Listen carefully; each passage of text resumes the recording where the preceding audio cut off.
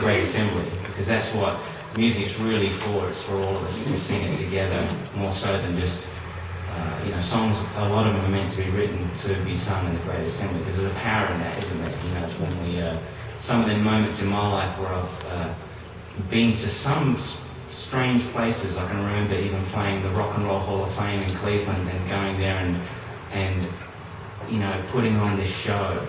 And there was a curator there of the museum, and he took us around during the day and showed us all these, Beatles memorabilia and Led Zeppelin drum kits and all this stuff. And it was very cool as a musician to see that stuff.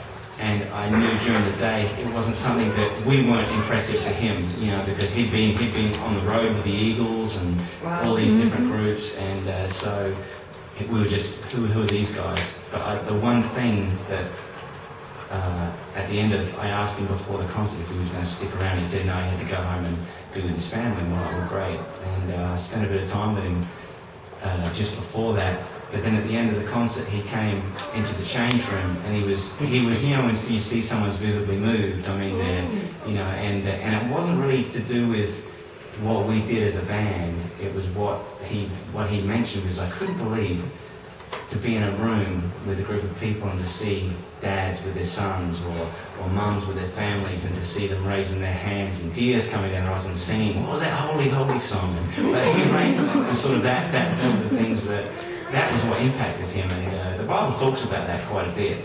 It talks about how when people walk in, we think we see Christians and we go and worship in church or at a festival or something. That really has a big impact on unbelievers. Mm-hmm. It can really has, because you think about it, to walk into a place and to see a group of people with their hands in the air and singing with passion, and so it's again not underestimating the power of worship wherever you are.